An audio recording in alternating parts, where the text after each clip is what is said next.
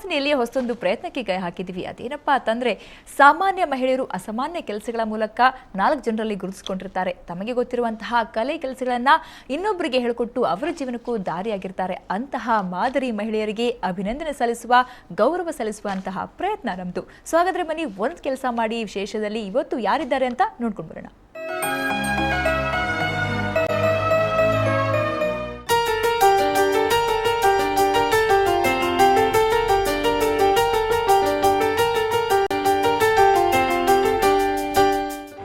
ಕೆಂಪು ಗುಲಾಬಿ, ಹಳದಿ ಆರ್ಕಿಡ್, ಬಿಳಿ ಆಂಥೋರಿಯಂ ಈ ಎಲ್ಲಾ ಹೂಗಳು ಸವಿತಾ ಶಿಗ್ಗಾಂವರ ಕೈಯಲ್ಲಿ ಸುಂದರ ರೂಪ ತಾಳುತ್ತವೆ. ಬಣ್ಣದ ಹೂಗಳಿಂದ ತಯಾರಿಸುವ ಬುಕೆಗಳು ಶುಭ ಸಮಾರಂಭಗಳಿಗೆ ರಂಗನ್ನು ಸೇರಿಸುತ್ತವೆ.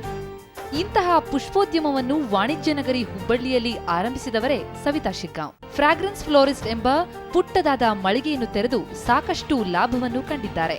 ಅಲ್ಲದೆ ಮದುವೆಗಳಂತಹ ಸಮಾರಂಭಗಳಲ್ಲಿ ಪುಷ್ಪಾಲಂಕಾರದ ಕಾಂಟ್ರಾಕ್ಟ್ ತೆಗೆದುಕೊಳ್ಳುತ್ತಾರೆ. 35 ರೂಪಾಯಿಯಿಂದ 40,000 ರೂಪಾಯಿವರೆಗಿನ ಪುಷ್ಪಾಲಂಕಾರದ ಆರ್ಡರ್ಗಳು ಸವಿತಾರನ್ನು ಹುಡುಕಿಕೊಂಡು ಬರುತ್ತವೆ. ಸವಿತಾ ಶಿಗ್ಗಾಂವ್ ಅವರಿಗೆ ಈ ಪುಷ್ಪೋದ್ಯಮದ ಬಗ್ಗೆ ಮೊದಲಿಂದಲೇ ಸಾಕಷ್ಟು ಆಸಕ್ತಿ. ಜೊತೆಗೆ ಮನೆಯವರ ಪ್ರೋತ್ಸಾಹ, ಗೆಳೆಯರ ಸಹಕಾರ ಸಿಕ್ಕಿದ್ರಿಂದ ಇಂದು ಹುಬ್ಬಳ್ಳಿಯ ಯಶಸ್ವಿ ಉದ್ಯಮಿಯಾಗಿದ್ದಾರೆ.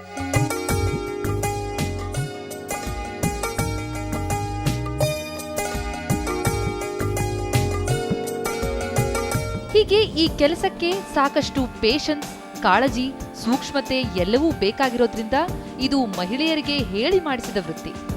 ಇದಕ್ಕೆ ಹೆಚ್ಚಿನ ಬಂಡವಾಳದ ಅಗತ್ಯವೂ ಇಲ್ಲ.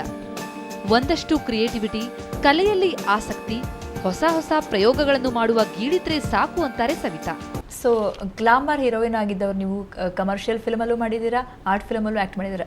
ಬಟ್ ಎಲ್ಲೋ ಒಂದು ಕಡೆ ಈಗಿಂದು ಜನ್ರೇಷನ್ ನೋಡಿದರೆ ಕಮರ್ಷಿಯಲ್ ಫಿಲ್ಮಲ್ಲಿ ಮಾಡಿದವರು ಆರ್ಟ್ ಫಿಲ್ಮಿಗೆ ಬರೋದಕ್ಕೆ ಕಷ್ಟ ಅಂತ ಅನಿಸ್ತಿದೆ. ಏನು ಅನಿಸುತ್ತೆ ನಿಮಗೆ? ಆ್ಯಕ್ಟಿಂಗ್ ಬಂದರೆ ಯಾವ ಸಿನಿಮಾ ಬೇಕಾದರೂ ಮಾಡ್ಬೋದು. ಯಾಕೆಂದರೆ ಕಮರ್ಷಿಯಲಲ್ಲಿ ನಾವು ಲಾರ್ಜರ್ ದೆನ್ ಲೈಫ್ ಅಂತ ಹೇಳ್ತೀವಲ್ಲ, ಆ ಥರ ಆ್ಯಕ್ಟಿಂಗ್ ಮಾಡ್ತೀವಿ. Loud acting, loud dancing, singing ಅಲ್ಲ. ಆರ್ಟ್ ಫಿಲ್ಮಲ್ಲಿ more of natural acting, simplicity ಆಗಿರುತ್ತೆ. ಬಟ್ ಹಾಗೆ ನೋಡಿದರೆ ನಾನು ನಾಗಮಂಡಲ ಮಾಡಿದ್ದೀನಿ, which is a not film. ಅದರಲ್ಲಿ ಬಂದಿರೋ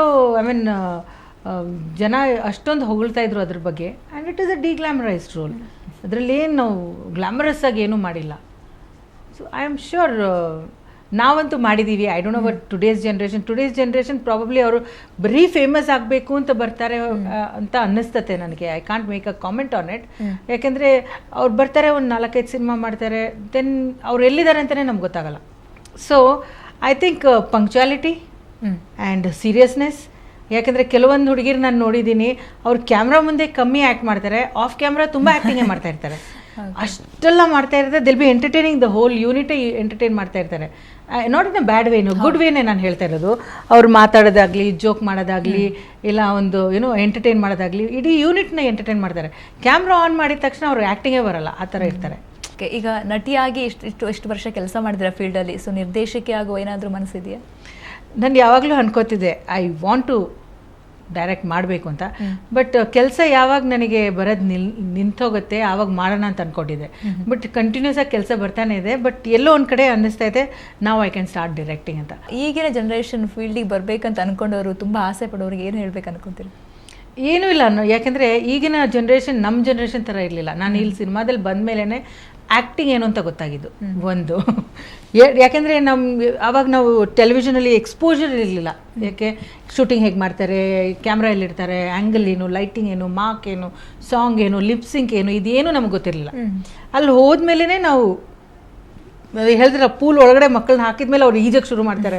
ಅದರ ಸಿನಿಮಾಗೆ ಬಂದ ಮೇಲೆ ನಾನು ಕಲ್ತಿರೋದು ಆ್ಯಕ್ಟಿಂಗ್ ಆಗಲಿ, ಡಾನ್ಸಿಂಗ್ ಆಗಲಿ, ಇಲ್ಲ ಫೈಟ್ ಆಗಲಿ, ಡೈಲಾಗ್ ಸರಿಯಾಗಿ ಹೇಳೋದಾಗಲಿ, ಮಾರ್ಕ್ ಎಲ್ಲಿಡಬೇಕು, ಲೈಟ್ ಎಲ್ಲಿ ತಗೋಬೇಕು, ಇದೆಲ್ಲ ನಾವು ಬಂದಮೇಲೆ ಕಲ್ತಿರೋದು. ಟೆಕ್ನಿಕ್ಯಾಲಿಟಿ ಆಲ್ಸೋ ನಾವು ಬಂದಮೇಲೆ ಕಲ್ತಿರೋದು. ಬಟ್ ಈಗಿನ ಹುಡುಗಿಯರು ಬರೋಕ್ಕೆ ಮುಂಚೆನೇ ದೇವ್ರ done course in dancing, language course ತೊಗೊಂಡಿರ್ತಾರೆ. ಅವ್ರ ಭಾಷೆ ಬರುತ್ತೆ, ಅದು ಯಾವ ಭಾಷೆ ಆದ್ರೂ ಏನು 2 months ಕೋರ್ಸ್ ತೊಗೊಂಡ್ರೆ they come prepared, which is good. ಯಾಕೆಂದರೆ ಅದು ಈಗ ಅವ್ರಿಗೆ ನಾವೊಂದು ಫಸ್ಟೇ ಅವ್ರಿಗೆ ಥಿಯರಿಟಿಕಲಿ ಅವ್ರು ಓದ್ಬಿಟ್ಟು ಸಿನಿಮಾದಲ್ಲಿ ಬರಬೇಕಾದ್ರೆ ಪ್ರಾಕ್ಟಿಕಲ್ ಆಗುತ್ತೆ.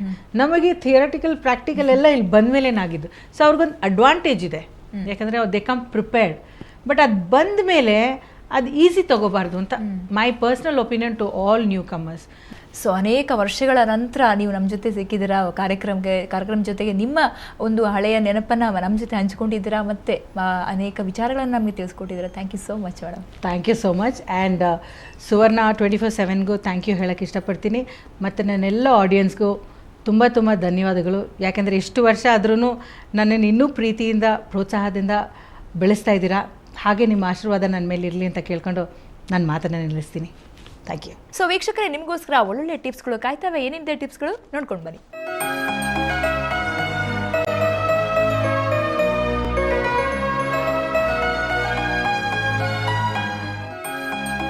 ಹಸಿ ಆಲೂಗೆಡ್ಡೆ ದಿನವೂ ಮುಖಕ್ಕೆ ಮಸಾಜ್ ಮಾಡಿದ್ರೆ ಮುಖದ ಕಪ್ಪು ಕಲೆಗಳು ಕಡಿಮೆಯಾಗುತ್ತೆ.